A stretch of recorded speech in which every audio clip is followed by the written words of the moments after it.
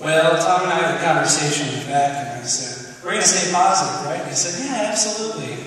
Facts are facts. Well, if we want to talk about values, a couple weeks ago, I was disturbed by a link posted on the Facebook page that an article claiming the Newtown Sandy Hook school shooting is a hoax perpetrated by the federal government to advance a gun control agenda. 26 people died that day, including Daniel Barton. And my cousin, who's a firefighter in Newtown, went to his funeral. Gave an official firefighter funeral for Daniel. And I want to ask you, how can you possibly think that Sandy Hook was a hoax? Do you still stand by these offensive and morally reprehensible claims that you disseminated online?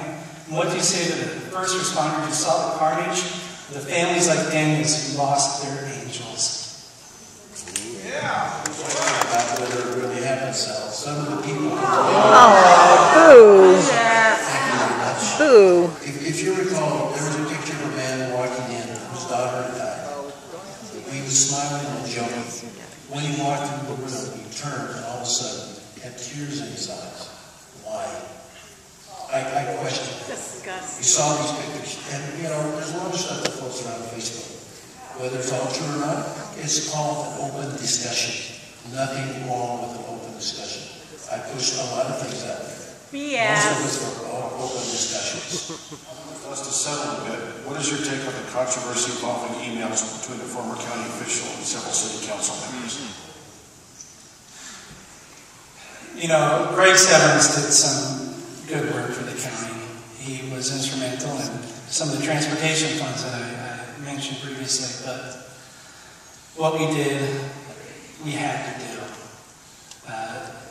Mr. Severance needed to be fired because of the damage that he did to our community, because of the damage he did to the reputation of Pueblo.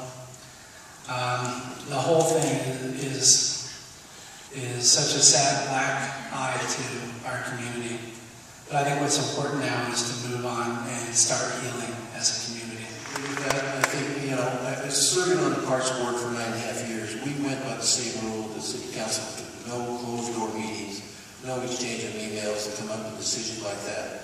In our 9.5 years that I was on the Parks Board, we never had the issue. Part of it was we had some strong leadership. We had good attorneys who told us don't go there. So I agree. It's something that's sad. It needs to be moved forward in our community, and we need to get over it and not